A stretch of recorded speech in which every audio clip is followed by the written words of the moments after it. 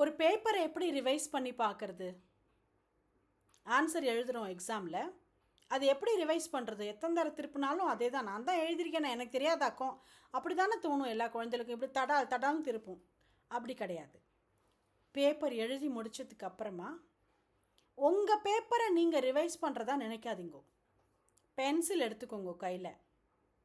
உங்கள் கிளாஸ்மேட், உங்களுக்கு பிடிச்சவா இல்லைன்னா சுத்தமாக பிடிக்காதவா, அப்படி யாரும் இருக்கப்படாது, அவளுடைய பேப்பர் எடுத்து கரெக்ஷன் பண்ணுறதா நினச்சி பாருங்க. உங்கள் பேப்பரை பார்க்கவே பார்க்காதீங்க. வேற ஒருத்தர் பேப்பரை நீங்கள் டீச்சராக மாறி திருத்துறதா நினச்சிண்டு பேப்பரை பாருங்க. குண்டு குண்டாக தப்பெல்லாம் கண்ணுக்கு முன்னாடி தெரியும். நம்மளுதுன்னு வரைச்சே நம்ம தப்பெல்லாம் நம்ம கண்ணுக்கு தெரியாது.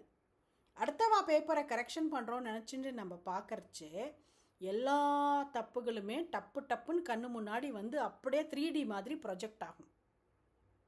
முயற்சி பண்ணி பாருங்க. எக்ஸாம் முடிச்சுட்டு ரிவைஸ் பண்ணும்பொழுது மற்றவா பேப்பரை கரெக்ஷன் பண்ணுறவா எப்படி உட்காந்து கரெக்ஷன் பண்ணுவாளோ அந்த மாதிரி நீங்கள் உங்கள் பேப்பரை கரெக்ஷன் பண்ணுங்க. மார்க்கெல்லாம் போட்டுவிடாதீங்க. அந்தந்த இடத்துல அண்டர்லைன் பண்ணுங்க பென்சிலால். அதுக்கப்புறம் அந்த இடத்துல பென்னால் எடுத்து ஸ்லைட்டாக ஒரு கோடு போட்டு மேலே கரெக்டாக எழுதுங்க. அதான் ரொம்ப கிட்டக்க பார்த்தா தான் நீங்கள் அந்த கோடு அடிச்சிருக்கிறதே தெரியணும். ஓவர் ரைட்டிங் பண்ணவே பண்ணாதீங்க. ஓவர் ரைட்டிங்கை விட பெரிய மிஸ்டேக் ஒன்றுமே கிடையாது.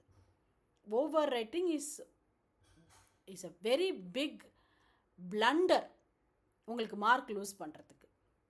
அதனால் எழுதி அது மேலேயே திருப்பி எழுதுகிற பழக்கம் வச்சுக்கவே கூடாது ஆன்சர் பேப்பரில். அதை மாத்திரம் அவாய்ட் பண்ணிக்கோங்க. நல்லா படிங்கோ, படித்ததை நல்லபடியாக ப்ரெசன்ட் பண்ணுங்க. ப்ரெசன்ட் பண்ணி முடிச்சதுக்கப்புறம் ஒரு 20 நிமிஷமாவது டைம் எடுத்துட்டு தரோவாக ரிவைஸ் பண்ணுங்க. நீங்கள் ரிவைஸ் பண்ணி முடித்து பேப்பர் கட்டிட்டு ஃப்ரீயாக ஒரு 5 நிமிஷம் உட்காரணும். நீங்கள் எழுதினதெல்லாம் மனசுக்குள்ளே அப்படியே அசை போடணும். 15 நிமிஷம் ரிவைஸ் பண்ணணும். கடைசி 5 நிமிஷம் மனசுக்குள்ளே என்னெல்லாம் எழுதியிருக்கோம், கொஷின் என்ன, ஆன்சர் என்ன, கொஷின் என்ன, ஆன்சர் என்னன்னு மனசில் அப்படியே ஓட விடுங்கோ.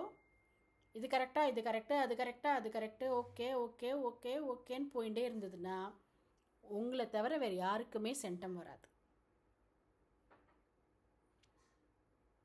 God bless you. Namaskar.